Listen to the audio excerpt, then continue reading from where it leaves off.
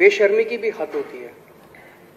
जब ये 3 काले कानून लाए गए तो भाजपा वालों ने चारों तरफ वाह क्या मास्टर स्ट्रोक है, और जब ये तीनों कानून वापस लिए गए तो बोले वाह क्या मास्टर स्ट्रोक है। उसका जो इनका अहंकार है कि हम तो कुछ भी पास करा लेंगे, उस अहंकार के रहते जो इन्होंने ये काले कानून पास किए, इनको लगता था कि किसान आएंगे, थोड़े दिन आंदोलन करेंगे, चीखेंगे, चिल्लाएंगे, फिर घर चले जाएंगे। मैं समझता हूं कि शायद ये इंसान के इतिहास में, दुनिया के इतिहास में सबसे लंबा आंदोलन था। मैं और कोई ऐसा आंदोलन नहीं जानता। भारत में 1907 में एक आंदोलन हुआ था, वो भी किसानों का आंदोलन था, पंजाब के किसानों का आंदोलन था, और वो अंग्रेजों के खिलाफ हुआ था। वो 9 महीने चला था, 1907 में हुआ था। उसके बाद अब किसानों को आंदोलन करना पड़ा अपनी सरकार के, चुनी हुई सरकार के खिलाफ। ये 12 महीने चला। दुनिया का सबसे लंबा आंदोलन, सबसे अहिंसात्मक आंदोलन, संयमित आंदोलन।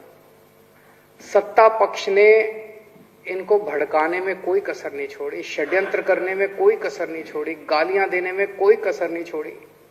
उनको कुचला गया। लखीमपुर का जो इंसिडेंट है बहुत ही दर्दनाक इंसिडेंट है कि सरेआम सड़क के ऊपर इतने लोगों के सामने, हजारों लोगों के सामने किसानों को गाड़ी से कुचल दिया गया।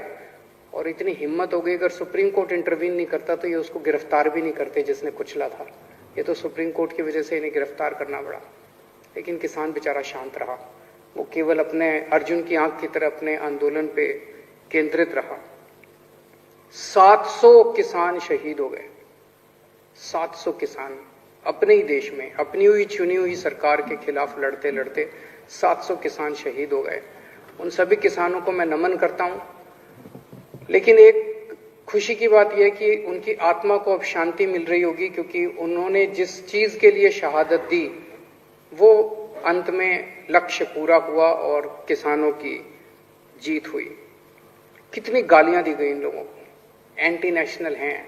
अपने देश के किसान एंटी नेशनल हैं। अगर अपने देश के किसान एंटी नेशनल है तो ये सारे जो बैठे हुए हैं उधर, वो क्या है फिर? जो गालियां दे रहे थे वो क्या है फिर? वो नेशनल है?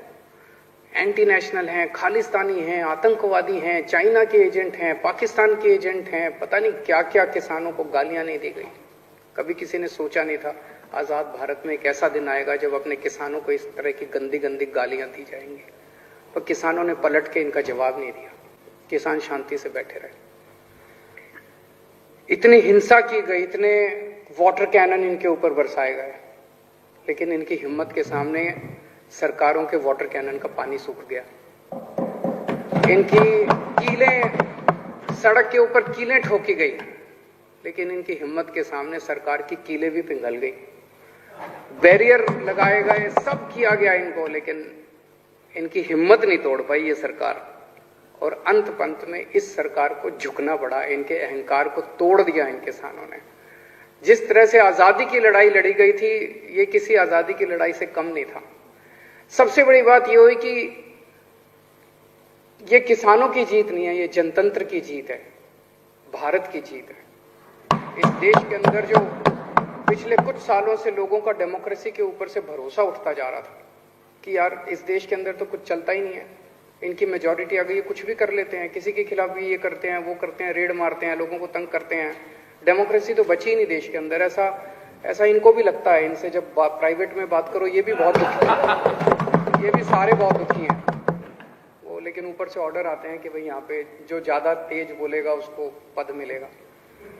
तो इनकी मजबूरी है, पर ये हैं सारे अपने ही, दिल से ये सारे अपने साथ हैं।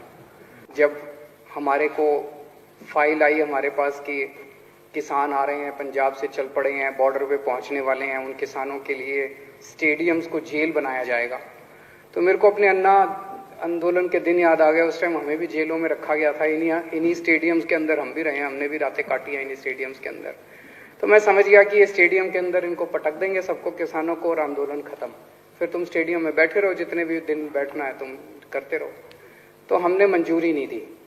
बहुत नाराज हुई केंद्र सरकार, बहुत नाराज हुई। वैसे ही बहुत तंग करते हैं, मैंने सोचा और थोड़ा तंग कर लेंगे, क्या फर्क पड़ता है।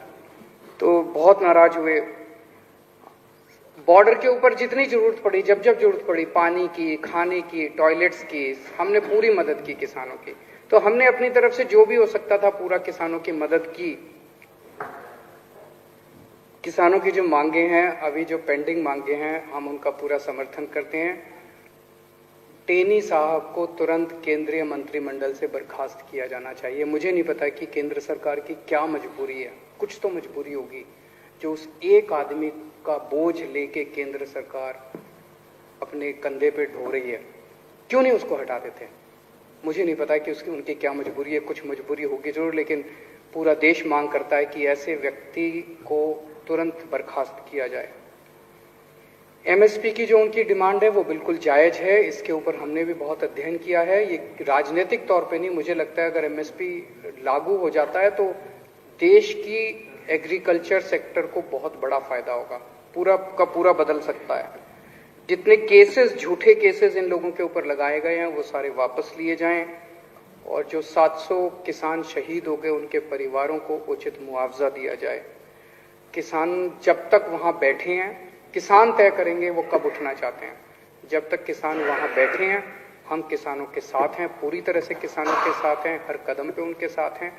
और गोपाल राय जी द्वारा जो यहाँ पे प्रस्ताव पेश किया गया, मैं उसका पूरा समर्थन करता हूँ।